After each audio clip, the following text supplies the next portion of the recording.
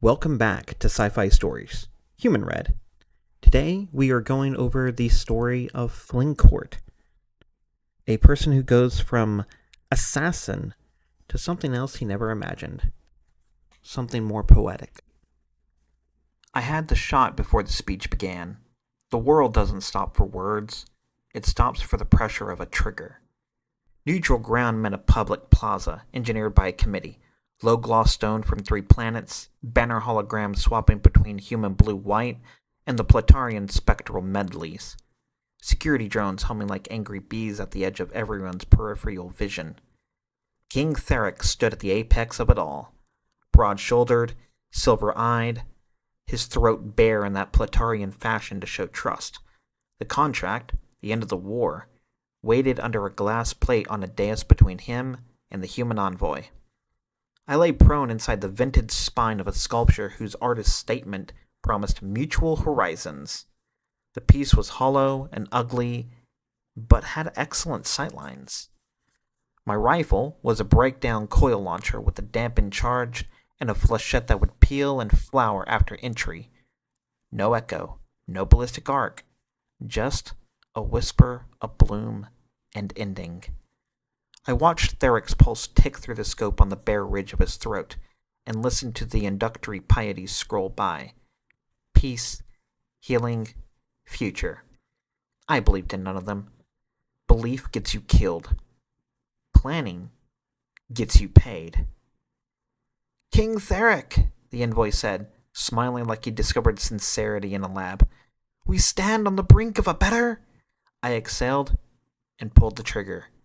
The flechette slipped through the air, through the glass halo of the dais, through the throat that had promised trust, and turned into a bright splash of shimmering blue that sprayed the contract like a signature. The plaza froze. The first scream started somewhere behind me. Humans always scream first. And then the world accelerated. Drones bristled, shields erupted, the king folded to his knees, silver eyes wide, and God's help me, surprised. I had already folded the rifle, swallowed it into my coat, and slid down the interior maintenance ladder of Mutual Horizons. There is a rhythm to leaving a place that had learned it has a past. You move before the grief can form into shapes with names. I spilled into the access arcade under the plaza and ran. The air was cold, recycled, with the disinfectant tang that says city councils agreed to a compromise between smell and safety. Boots hammered behind me. Security, their timing too regular to be civilians. I cut hard left into a service corridor where the lighting flickered between white and amber and hit the door to a freight lift. And then a guard rounded the corner. A Platarian in ceremonial armor, repurposed for real work. Scales shimmering dull green under matte black plates. Hair a shocked flare of orange braided close to the skull. Eyes, solid silver, like the king's, locked on mine. Her pistol rose and mine cleared leather in the same breath. But I didn't shoot. Old habits. I closed distance better than I trade. I feinted as if to my right, she flowed with it faster than a human, a half-step of predator grace that put her muzzle where my head would have been. I went low with a slide. My shoulder hit her shin, hers was like iron wrapped in silk, and my left hand pulled a knife from the place I keep for last things. When you commit to steel, you commit to intimacy. I drove the blade straight up, and went in easy. Platarian flesh is warm, resilient. The knife part like opening a curtain. The cut sang under my palm, and I felt the splash of her blood against my knuckles and the arterial spray from her throat. She made a small sound, not a gurgle, a click, like a lock turned on an empty door. Her pistol went off once, wild into the ceiling, and then her weight sagged into me. I caught her, because that's what hands do, even when they don't forgive. Up close, her skin smelled of metal and rain, and her silver eyes, no pupil, no iris, were mirrors that showed me as a smear. "Sorry," I told her, out of some twisted reflex, and laid her down. The blood ran in luminous rivulets over the floor, pooling where the cracked tile made a shallow hole. Blue on gray. Beautiful, if you were the kind of monster who collected beauty. Then I went, because staying is for people who believe things. I took the lift and switched to an emergency stairwell at the 12th floor to dodge the grid, and stepped into a market lane 3 blocks off Plaza, where someone had once thought the smell of frying spice would mask political unrest. I traded coats with a drunk who didn't know he was selling. I switched my gait from predator to pedestrian. I let my breath find that even, disinterested rhythm that tells cameras you belong. By the time the city threw its hard net, I was among the low-orbit launches with a one-way ticket on a silver tube built by a consortium that believed in profit margins and plausible deniability.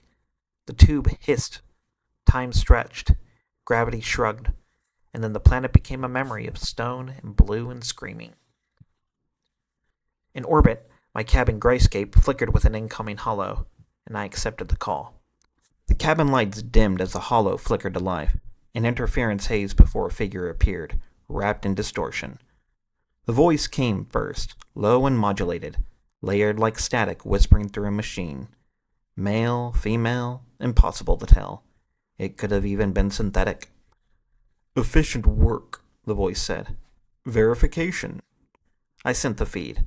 The shot, the blue bloom, the king collapsing. A pause came over the line.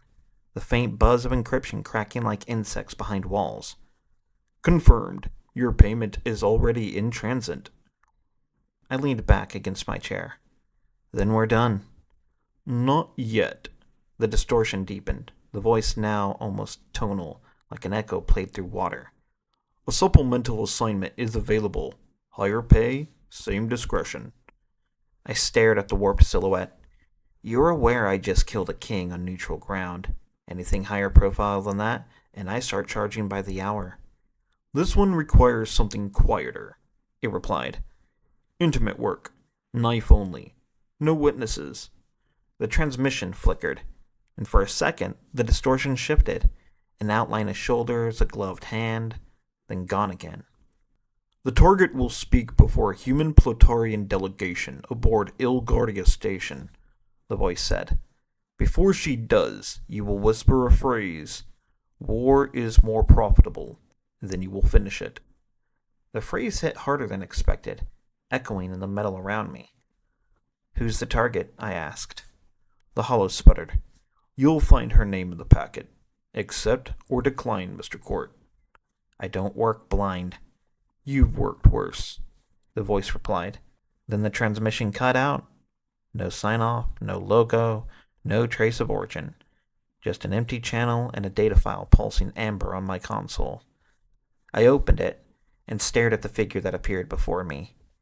Elira Theric, the king's daughter. There was a grainy image pulled from some celebratory archive. Her hair in that picture was a rust gold against a stormy teal skin. A smile that did not belong to a species at war. People who have never killed anyone think it's like pulling a tooth.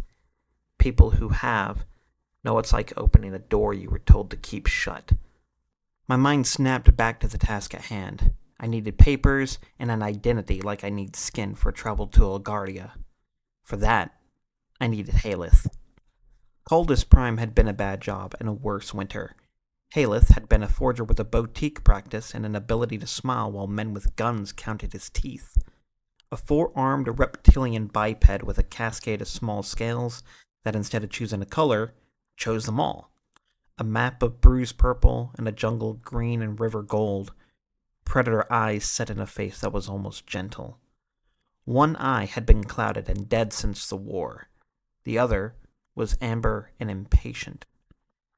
He lived now in the undercarriage of a rotating bazaar, where gravity statements are negotiable. His shop's front was an apothecary selling prayer burners that smell like home. The back was heat printers and graft meshes, and a chair that looks like confession. He saw me and spread 2 hands. The other 2 stayed close to the panel with a hidden gun. "Flynn Kort," he said. "You look like trouble somebody paid for." "I saved your life, Huncaldus," I replied. He bared teeth. "You saved my sense of humor. The life is negotiable." "I need a credential," I said, sliding the spec. "Ilgardia Station, access corridor near the royal guest suites. I wanted to belong to doors. He skimmed it with his good eye and clicked his tongue. Tight. I can make you a janitor, or a vent tech, or a priest. Vent tech, I said. Priests get asked questions. He began the work. The back of the shop hummed with printers drawing new histories out of fake friction. You stink of something expensive, he said after a while. New cologne, I said. Uh-huh. He used a lower hand to slot a wafer into a chisel-bordered card. The upper pair danced. You still dream, Flynn? I sleep, I replied. That's not what I asked. I don't answer questions I'm not paid for. He splayed his hands in a theatrical surrender and pushed the finished credential across. Perfect, like always. I could smell the static of its birth. He had also set out a bundle of cloth. Gray, black, with clean edges of wealth. A uniform. Platarian cut, but scaled to human angles. The crest, Therick's line, was on the shoulder. Subtle as an accusation. I didn't pick it up. I paid for a credential. You did, he said. This is a bonus. Sometimes you need to be a door. Sometimes you need to be the man expected to walk through one. What's the price of the bonus? He touched the clouded eye with his scaled fingertip. Old debts. Old winters. I took both.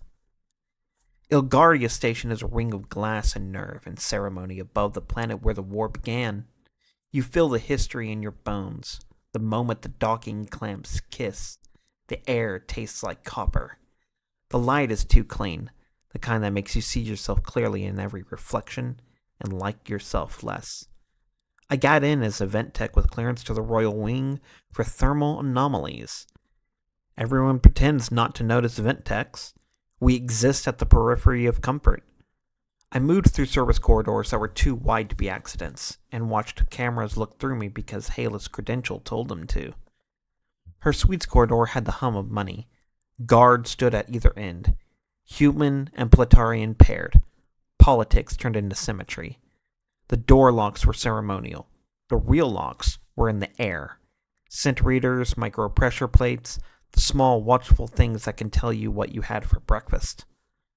I opened a panel 2 doors down from her rooms and crawled through a space designed for crawling. My heart rate increased because bodies know when they're doing the thing that makes all other things possible. The grill into her bedroom had been left too clean. Someone had run a cloth over it within the hour.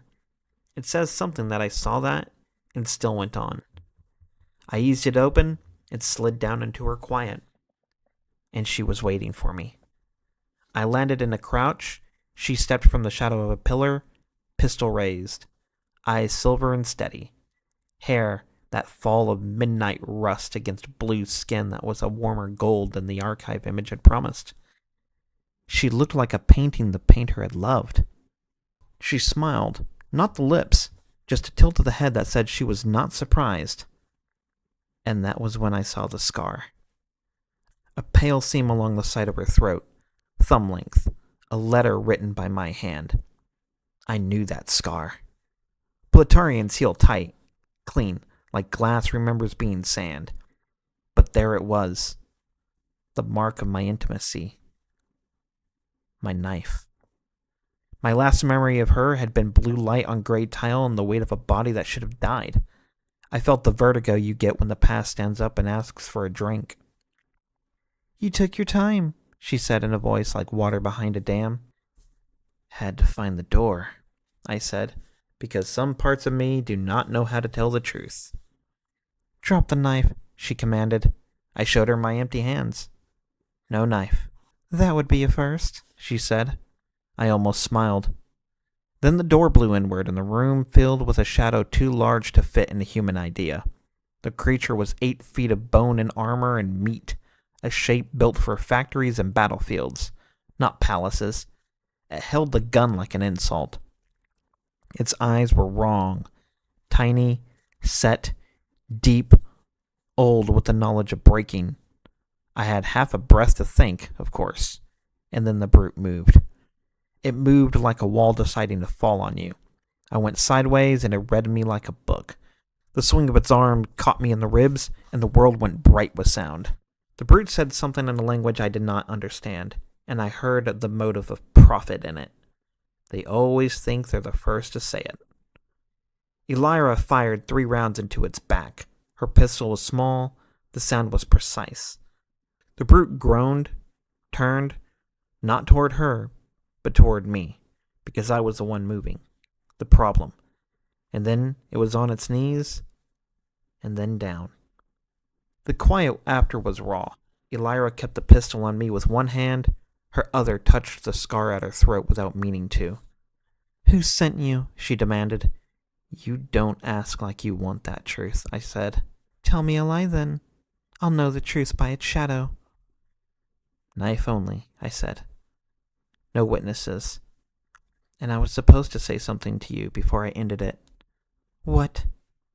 Her voice did not change. If anything, it got calmer, like she had been waiting to hear a verdict. "War is more profitable." She blinked, just once. Silver eyes flexed like glaciers catching light. "Who paid you?" she asked softly. "You'll have records," I said.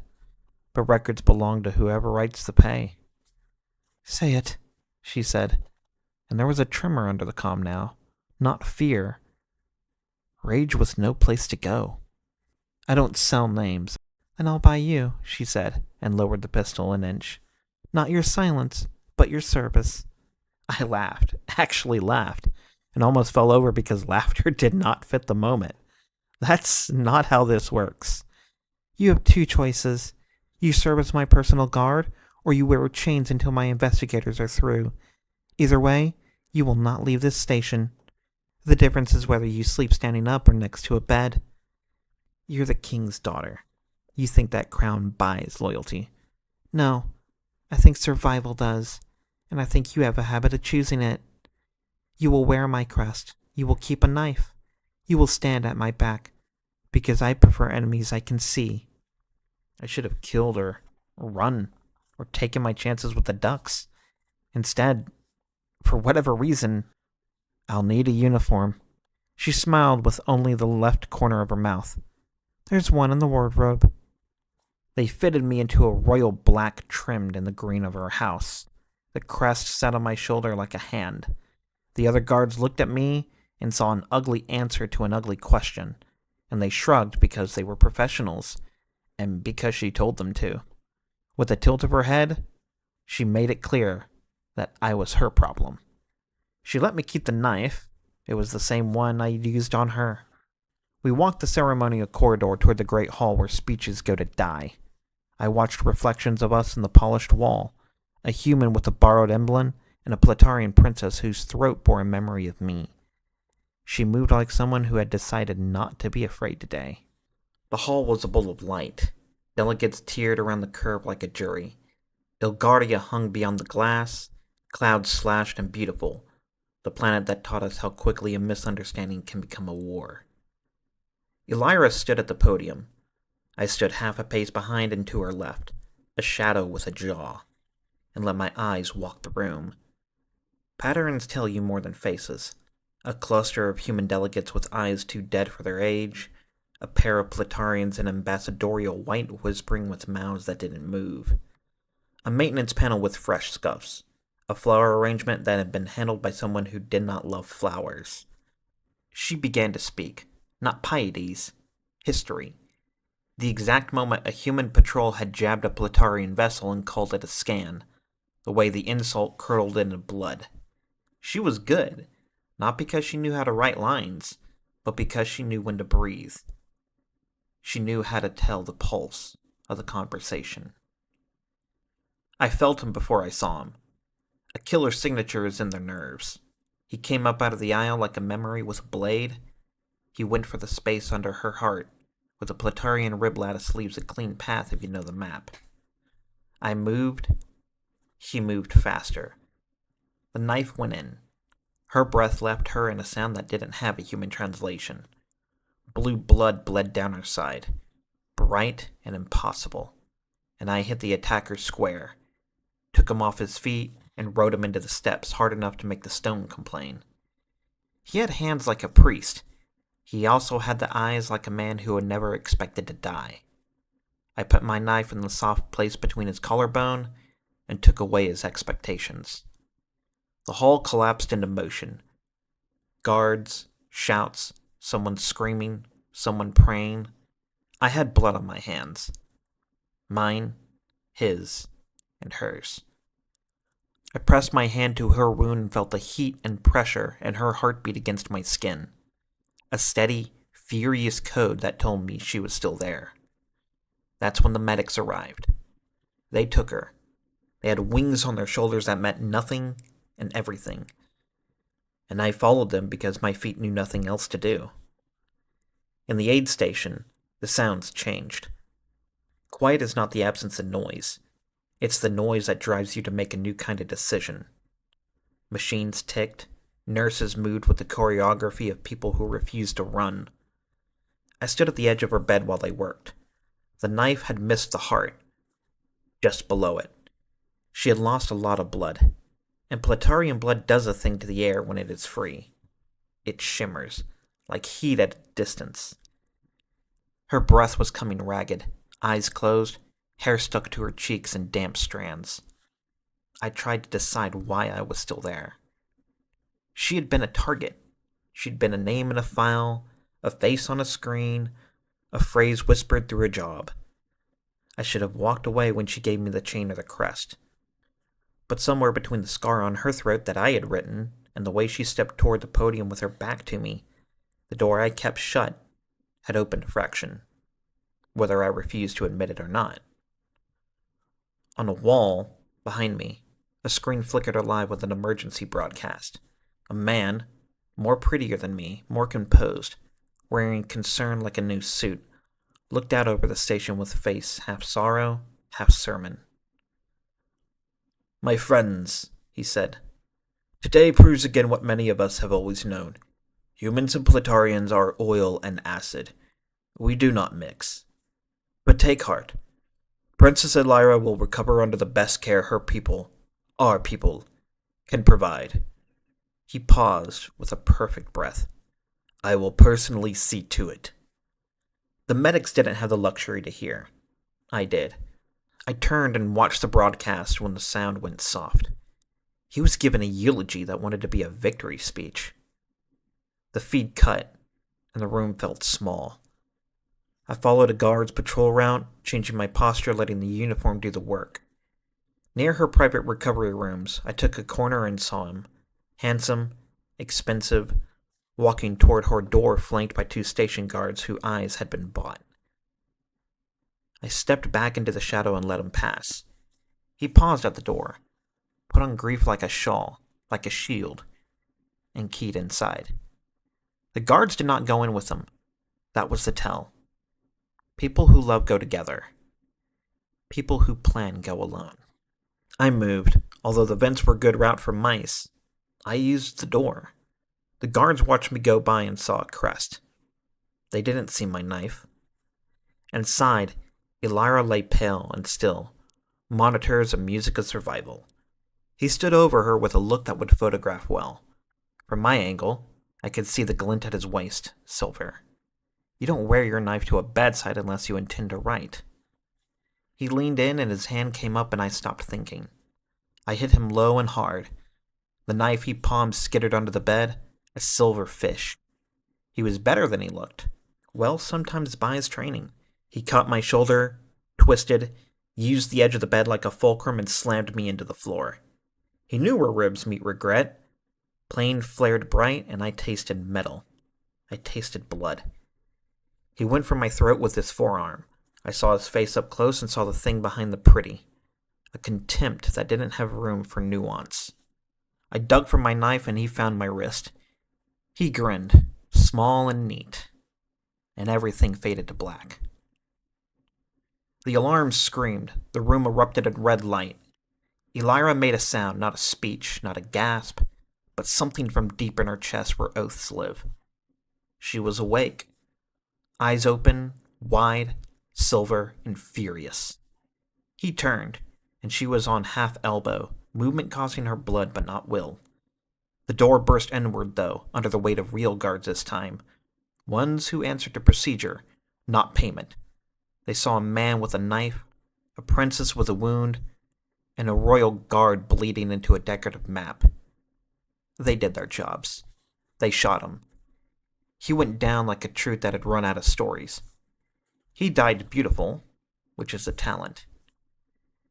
In my unconscious state, medics found me, Elira's eyes never leaving me, even though she was unable to follow in her crippled state. I woke in a room that smelled like antiseptic and expensive linen. Time had gone on without me. My body was a list of locations where pain had taken up residence and had no intention of leaving. My ribs were bound. My shoulder had been rebuilt with something that hummed a little when I breathed. There was a line on my arm and a machine near my head learning my secrets. Elira sat in a chair by the window, which was a screen pretending to be Elgaria. Her hair was braided back to keep it off new bandages. The wound under her heart had been sealed and mapped, and taught to remember the day lightly.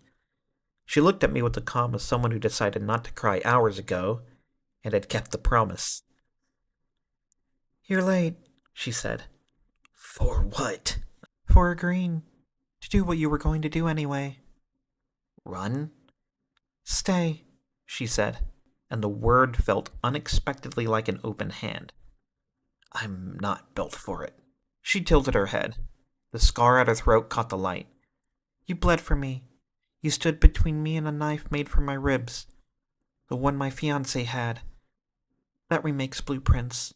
That changes everything." "Your fiancé hired me to kill you," I said softly. It felt like I was the punchline of a cruel joke being played. She nodded once. "He said the phrase." "He had it ready. He wore it like a tie." She looked out at the pretend planet through the window. "There are always men who find beauty in ruin. He was the most beautiful of them all." "You're not angry?" She smiled without a trace of humor. "I'm a princess. Anger is a luxury. Strategy is duty. I can only afford duty." We sat there a while. Machines hummed. Somewhere a ship docked or undocked. The sound transmitted through structure like a heartbeat. "Stay," she said again. "As my guard. It will not be simple." "Nothing worth doing is," I replied softly, and wondered who had put that sentence in my mouth. "I killed your father." "You killed a king who walked without a shield because he wanted to be seen. He was many things. He was not a fool. He knew the risk." "And the guard in the corridor," I said quietly, because I deserved the knife if not the answer. "I put a blade in your throat." She touched the scar again. "Yes, you did," and her voice was gentle for the first time. "I thought you were dead." "Perhaps I was. For a while." I closed my eyes softly because there are places you do not look and remain the same. "Stay," she said a third time, and I finally said yes because the word had been waiting for me to stop pretending I didn't know it, nor that I wanted it. A year is longer than people admit, and that time I learned the weight of her crust until I forgot it was there. I learned how to move in rooms that disliked knives but needed them. I learned the Platarian names for colors of a sky at dusk. I learned that my shoulder would hum the old pain when storms moved across the ocean. I learned to sleep without the rifle beside the bed and with a hand over a pulse that was not mine. We were careful. Histories do not forgive lovers who should have been enemies, but history is a collection of people who decided not to ask permission. On the Platarian homeworld, the capital looks carved by a patient river. Terraces step down toward water that refuses to be the same color twice. The palace is less a building than a conversation with gravity. I stood at our balcony and watched the sun set over the terraces. The light turned the city into a map of golden shadow. Her people walked the pathways below like notes on a staff. From this height, the war felt like something from a book, illustrations without the smell. Elira came in quietly because she can. I felt her before I heard her because the air changed. She wore the simple silk she always did when she wanted to be no one for a moment. Her hair was loose, a fall of dark gold that caught the last light like a net.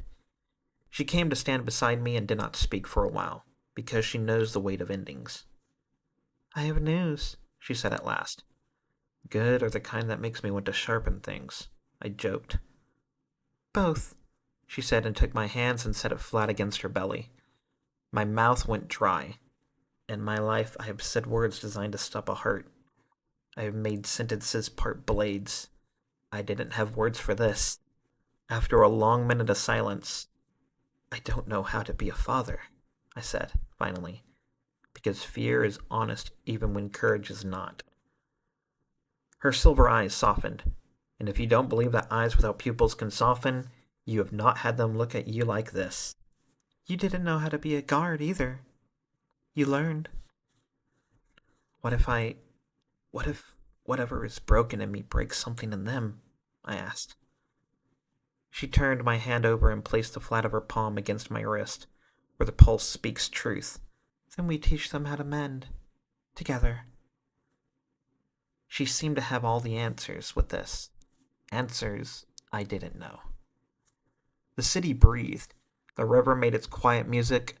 Somewhere, in a room of maps and plans, someone drew a line that would be a problem tomorrow. For now, there was only this. Her hand on mine. The steady drum of something new waking inside her. The knowledge that the door I had kept shut all my life had opened wide enough to become a path. I looked at the scar on her throat, thought of the blue blood on gray tile, of the whisper I had been paid to say, because I'm a creature of habit.